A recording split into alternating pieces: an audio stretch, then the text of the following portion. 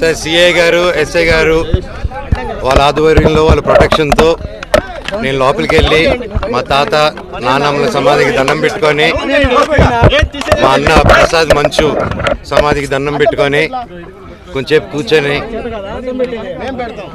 మనసులో ఉండేది మనసులో వాళ్ళని ప్రార్థించుకొని, ఇవన్నీ ఎందుకు జరుగుతున్నాయో తెలియట్లేదు, ఆ సాయిబాబా మీద ఒట్టుగా జరగకూడదు, దీనికి ఎందుకని నాకు పరిష్కారం తెలిస్తే బాగుంటుంది అని తెలుసుకుంటాను. తెలుసుకునేంత వరకు ఆగను ఎందుకు ఇదంతా అనేది. అండ్ జస్ట్ ఒక స్టూడెంట్స్ కోసం అండ్ ఇక్కడున్న లోకల్ ప్రజల కోసం ఈ ప్రైవేట్ హాస్టల్స్ మీద జరిగే అన్యాయాలు వీటిని నేను క్వశ్చన్ చేశాను, మెసేజ్ చేశాను. దానికి ఈరోజు నన్ను హైదరాబాద్ ఇంట్లో రానియకుండా ప్రయత్నించడం నా పిల్లలు ఉండగా, అలాగే మా అమ్మగారి బర్త్డే రోజున వచ్చి ఆ చక్కెర పోయడం, మళ్ళీ నేను ఊర్లో ఆలగడ్డకి వెళ్ళిన వెంటనే మా అమ్మని బ్రెయిన్ వాష్ చేసి ఇక్కడ సైన్ పెట్టమని, ఆవిడకి ఏం తెలుస్తుంది, సైన్ టైప్ చేసుకుని సైన్ చేయమంటే చేస్తారు ఆవిడ పాపం. అలా చేయడం ఇలాగ వరుసగా చేసుకుంటూ వచ్చి ఇది ఎంతవరకు దిగజారిందంటే 2 రోజుల నుంచి ఫ్యాన్స్ ఫాలోవర్స్ ఎంతో కష్టపడి ఎంతో ఖర్చు పెట్టుకొని, ఎందుకంటే వాళ్ళు కష్టపడితేనే డబ్బు వస్తుంది ఎవరికైనా, వాళ్ళందరూ అభిమానంతో అంత ఖర్చు పెట్టుకొని ఇక్కడ మా ఫొటోస్ మా లోకల్ లీడర్స్ ఫొటోస్ అందరిది పెట్టుకొని వెల్కమ్ స్వాగతం చెప్తూ విషెస్ చెప్తుంటే, వాళ్ళందరిది ఫస్ట్ రోజు రాత్రి 12వ తారీఖు 13వ రోజు రాత్రి పొద్దున చెప్పారు, అన్న ఇలా జరుగుతున్నానంటే సరేరా గొడవ పెట్టుకోకండి మన ఊరే కదా పండగ పూటరా అందరూ సంతోషంగా ఉండను. మళ్ళీ నెక్స్ట్ రోజు వచ్చి మేము వస్తున్నామని తెలియగానే మళ్ళీ హోర్డింగ్లు వేశారు.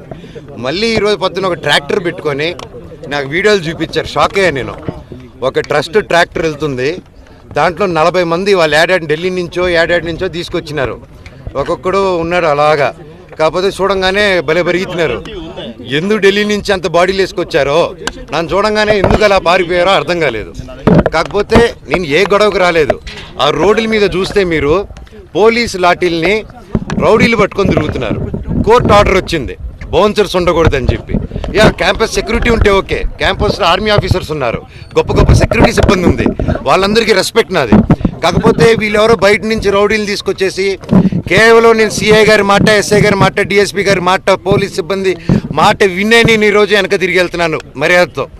అంతేగాని ఆ బౌన్సర్స్ని రౌడీల్ని రమ్మనని నేను ఒక్కడి చాలు వాళ్ళందరికీ, అర్థమైందా అండి? సో నాకు ఏ గొడవకు రావట్లేదు, ఏ దీనికి రావట్లేదు, నాకు రాలేదండి, నాకు I didn't receive it yet. నేను ఈరోజు వస్తే నాకు జిరాక్స్ కాపీ ఇచ్చారు ఎస్ఐ గారు, ఆయన చూపిస్తున్నారా అది నాకు ఇవ్వండి సార్ అంటే తీసుకొని బయలుదేరాను నేను.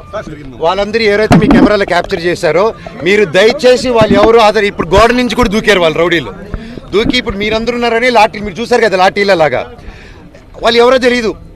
ఇందాక ముని గారు ఉన్నారు, నేను హగ్గిచ్చిన 2-3 అన్న సురేంద్ర ముని, ఈ పాతలందరూ ఓకే మాకు తెలుసు, నేను పాతలు చెప్పినా ఆగిపోతా నేను.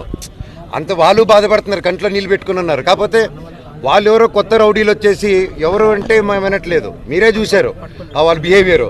టక్కన ఒకటి ఎక్కి దగ్గర రానగానే పారిపోయారు వాళ్ళు. మన ఊరు వాళ్ళు పారిపోరండి, మన లోకల్ వాళ్ళు అన్న అన్న అని మాట్లాడుకుంటారు. ఈ రౌడీలు తెస్తే రౌడీలు కిరాయికి వచ్చిన వాళ్ళు పారిపోక ఇంట్లో కూర్చొని కూర వండి పెడతారు మనకి. వాళ్ళ వైపు ఎవరు లేరు సార్, ఎంప్లాయీలు తప్ప. ఎంప్లాయీలు కూడా ఫోర్స్ఫుల్గా వస్తున్నారు. అక్కడ ఒకటి చెప్పండి, అభిమానంతో వచ్చిన వాడిని నా చౌగు కోసి ఇక్కడ వదిలేసి వెళ్ళిపోతాను. వాళ్ళ అభిమానులు కాదండి, వాళ్ళు బౌన్సర్స్, వాళ్ళు ఎక్కడి నుంచో నార్త్ నుంచి తెచ్చుకున్నారు. మీరు వెళ్ళి తెలుగులో మాట్లాడండి, అతనితో తెలుస్తుంది మీకు. నేను డిసైడ్ చేసుకుంటా 2 ఫోన్ కాల్స్ చేసుకొని స్టేషన్కి వెళ్ళాలా లేదా డిఎస్పీ గారిని కలవాలా ఒకసారి మేము మాట్లాడుకొని డిసైడ్ చేసుకొని నేను చేస్తామండి. నేను ఇక్కడే ఉంటానండి, 2-3 డేస్ ఉంటాను, ఉండి నేను చూసుకుంటాను.